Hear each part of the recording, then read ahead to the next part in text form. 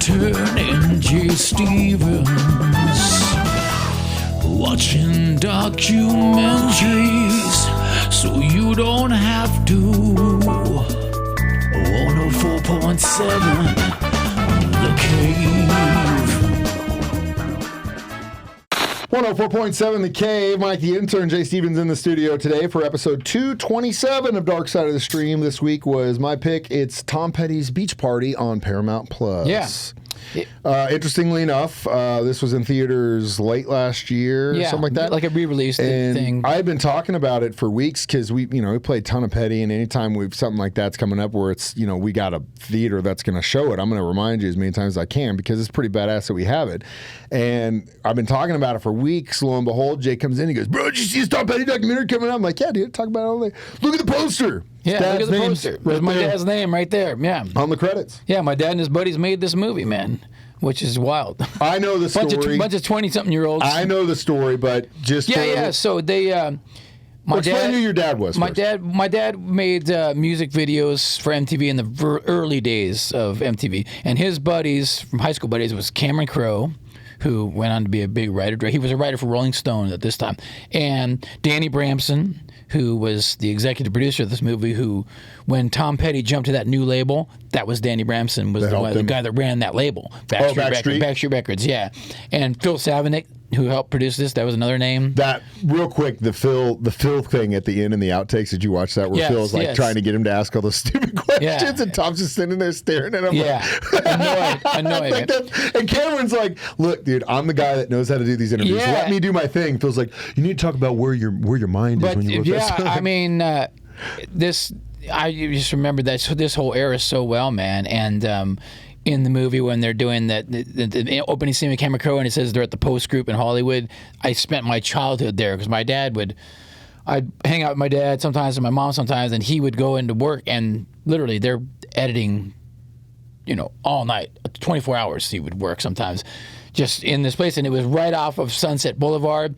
I'd hang out there as a kid. I'd sleep somewhere under the stairs somewhere. I'd wander around, get in trouble, go to the other bays. All the other guys, like, they didn't work on computers editing video. They had to have huge rooms of machines and tape. So I'd go back there and hang out with the guys that were in charge of changing the tape reels. My dad would say, "Put this reel in." So there's a guy, go put this reel in, man. It was a wild scene. Jimmy Iovine, he'd be there. Iovine, or however he says his last name, he would be there. Yeah. It was crazy. Who was banging Stevie Nicks and stole Tom Petty's song, which that part of the movie I thought was really interesting because Tom makes it sound like he did it, but the story is reality that he had cut the song. Right. Nicks heard it and said, "I want that one." Yeah, that different story and I thought too. Right? Cuts it, and then they play it for Petty. He's like, "What the hell is this?" Yeah. And that was all the same scene. Tom Petty, my dad did Tom Petty, Stevie Nicks videos, Rick Springfield, it was just the scene, man, at the time. That core, they all worked with each other, or at least liked to work with each other. Yeah. Either way, thanks for sharing, and when we come back, we'll talk about Tom Petty's Beach Party next. Dark Side of the Stream on 104.7 The Cave. Jay Stevens, Mike the Intern, back in the studio. Dark Side of the Stream, episode 227. It's Tom Petty's Beach Party on Paramount Plus. So, it's a really cool picture of Tom Petty and the Heartbreakers at this point. Just breaking. Huge. I think was it long after dark was around the album? They were promoting that one, I think, with this, which when they put this out, they made it sound like it was a concert film, but it was actually more of just like here's this band. It was like a presser. Like, here's this band. It was almost like a 60-minute story, but a longer version or something. Yeah, with the band outtakes, like and a video outtakes. Profile, they called it. Essentially, with obviously a guy who worked for Rolling Stone who interviewed bands, Cameron Crowe, then taking this to a new medium, which would be TV and video, and for MTV, which was a brand new medium as well. They were so far ahead with the way that his mind was working, what he was trying to do, and I think he got it across. Yeah. Did a really good job of showing Petty the process, how the band worked, how they were live, and again, it was reiterated 1,000 times. Like in 1983, the world is super synthesized and new age and all this stuff. And Tom Petty is like, "Nah, man, we're going to be a rock and roll band." Doing writing songs like the Beatles wrote songs. Almost like folk rock songs almost. But he's right. At one point, he's like, "We're a country band. We're a good rock band." He's like, "That's all I've ever wanted, just to be a solid did a rock Petty band." video, that Woman in Love? Michael Bay. Yeah. who went on to become huge director A lot and of guys producer started of out that way. blockbuster movies. Yeah, a lot of you guys know? started out that way. Yeah. But I thought the concert footage was incredible. I'm lucky enough to have seen Petty twice. The first time I saw him, I want to say it was the Steve Winwood opener, and they did Can't Find My Way Home by Blind Faith together. We were walking in, a storm basically just popped up and drenched us completely. man. I mean, literally, like soaked head to toe. Like I jumped into a terrible pool, way to go to a concert. spin the whole concert like that, and then blacked out. Woke up in my dad. Took my dad and my brother. Woke up in my dad's car, and I had a big. Everyone was gone. I'm in the back seat, and I woke up, and there was a bag of White Castle on my lap, and I look, and I'm in my dad's driveway in St. Louis. I'm like, what the hell? And I must have, in my drunken stupor, made him go to White Castle, ordered all this food, Didn't eat it, blacked out, and passed out. woke up. I think I took a bite and threw it away, made me sick. But yeah, that was the first time. Second time I saw him, I ended up getting really close, like I want to say like third, fourth row, and ended up just smoking a ton of pot. It had a blast, but the band would normally take a second break, which would be the pre-encore, and then come out and do like 4 or 5. No band come out and do a song, 2 songs encore. Petty would do like almost another set as an like encore. an intermission almost. But this instance, he came out and he goes, look, we want to come out. Normally we do like 4 or 5 songs, but Campbell has got a fever. He had like 102 temperature. Still rocking. And they had to get doctor's clearance to let him go back out and perform. And he still went out and played 3 or 4 songs. Yep. These dudes are road warriors, man. They don't make them like that anymore. And I tell you, that those Petty shows will remain some of the best live performances I've ever seen in my life. Yeah, I went to Universal Amphitheater. It was that Long After Dark tour, and whenever I always go with my dad to concerts, he would just drag me around everywhere. And the first time I ever went to a concert and had to walk in through the front door with a ticket was when I was like 18 years old by myself. It was always backstage. Yeah, listen. And so we were backstage at the Tom Petty show, and I remember the drummer was super cool. That Stan Lynch, is that his name? He was the super cool. That's just what I remember. He's he was the one at the very beginning of the me. documentary is trying to get into Petty's room. Yeah, like a clown. They're banging on his the clown room. of them all. Can we clean your But yeah, I room? remember And going to that Petty's show, man, so very bad. well, and being backstage, hanging out, and yeah. I thought we'll talk more of some of our highlights from this documentary next. Dark Side of the Stream on 104.7 The Cave. Mike the Intern, Jay Stevens back in the studio. It's Dark Side of the Stream, episode 227, Tom Petty's Beach Party on Paramount Plus. One of the other things I thought was really cool was the process, which Petty, you get the sense that he's a really aloof character.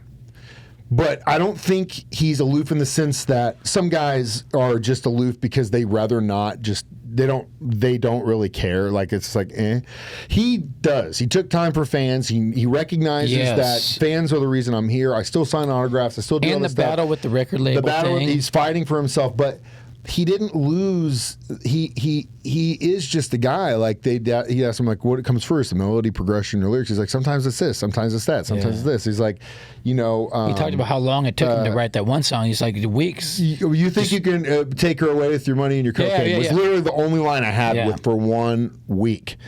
And then she's gonna listen to her heart. And he sings kind of weird too. It's almost like a Bob Dylan-ish. Like kind of has very that weird that he became so huge because it was just had to be the songs are so good, like the emotion. Simplistic. Yeah. And it doesn't need to be anything more than what it is. It's the energy and the soul and it's a transfer of energy that you create to your fans or your listeners and vice versa. And the Heartbreakers they did it so well. So well. And it's a really cool, also, I think, time capsule of that period of time. Definitely was a time capsule. 83. The whole limo thing.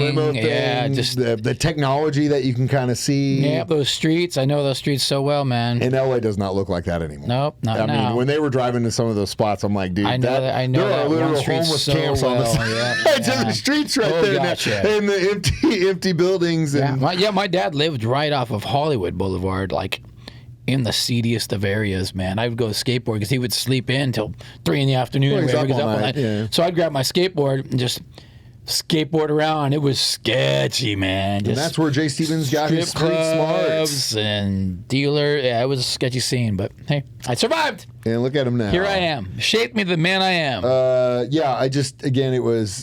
It was great to see it. It's also kind of sad, because I miss him so much. He was Bowie for me. It was one of those where I was just like, you got to be kidding me. You know what I mean? But he left us with some incredible music. We'll come back with our reviews of it next. Dark Side of the Stream on 104.7 The Cave. Mike the Intern, Jay Stevens back in the studio one more time. Dark Side of the Stream, episode 227. Tom Petty and the Heartbreakers, Beach Party, the song. They make a song for this. Yes. Which was I like the other song, too, the blues song that he sang. Oh, I'm stupid. Yes. That one was so good. And it's such a great song. Dude, it was beautiful. It's beautiful, man. At first, you're like, oh, he's just screwing around. Like, no, this is an actual song. It was a jam, dude. Dude, I mean. A banger. God, he's so cool. And the outtakes, if you do watch this, take the time to watch the outtakes at the end, because those were so badass. Yeah. Some of the added stuff that they found, some of the stuff they did untouched. Cameron and that other girl got together like in the same location and talked about it a little bit. It's nice, man. It's really cool. I mean, we're so lucky to have had that guy and the music that he gave us. I would give it a solid 4.5, if not 5. Yeah, I'll go 4.5. I'll go 5 just because my dad was involved. We'll give it a very rare, perfect score. Dark Side of the Stream. Yeah, it was good, man. Tom Petty's Beach Party. Check it out on Paramount Plus. Jay's pick is next. So, do you want to? I'll give you 2 options because sometimes I know you hate when I pick some. Okay, neither of those options have kids. Okay. Do you either want a story about drug dealers or a story about that has a local band in it? Documentary has a local band in it. Let's go with the drug dealers so we can save the band. Sons of Ecstasy. Oh, okay. Great. It's on Netflix. Yeah, okay. We can talk about my college days. It's also Sammy the Bull when he got out of the gang life and into the drug business, into the government witness program, and then decided to sell ecstasy to go back to jail again after so stupid. You got the feds watching you to make sure you're not going to get killed. It's interesting. It's a good story, but it's a cool little time capsule story. It's a crazy story. Sons of Ecstasy. That's what we're watching next. And as always, you can watch us do this on Thursdays, 9 a.m. on Facebook or YouTube. Tyler sometimes comes a little bit late. So sometimes it's 9, 10. And sometimes he posts the video without audio. So if that's Did he do that? Oh, I didn't hear that one, Tyler. Twice. After I'd already posted, and then told me later that he had caught it, and I was like, okay, well, I had already posted those, so I had to go back and fix them again because he didn't tell me. Good job. So it actually caused me more work. But anyway, he's wearing a Chiefs hat. I digress. He always wears a Chiefs hat, just like me. Oh, I have one today too. Listen to it on or 104.7 The Cave on the radio station that we're working for 9 a.m. or 6 p.m. and then subscribe where you get. Or come and hang out in our podcast studio. I am Mike the Intern. That's Jay Stevens reminding you. We watch documentaries so you don't have to. It's Dark Side of the Stream on 104.7 The Cave. Oh my God, that's all I got, boys. That's a lot, boy. That's all I got.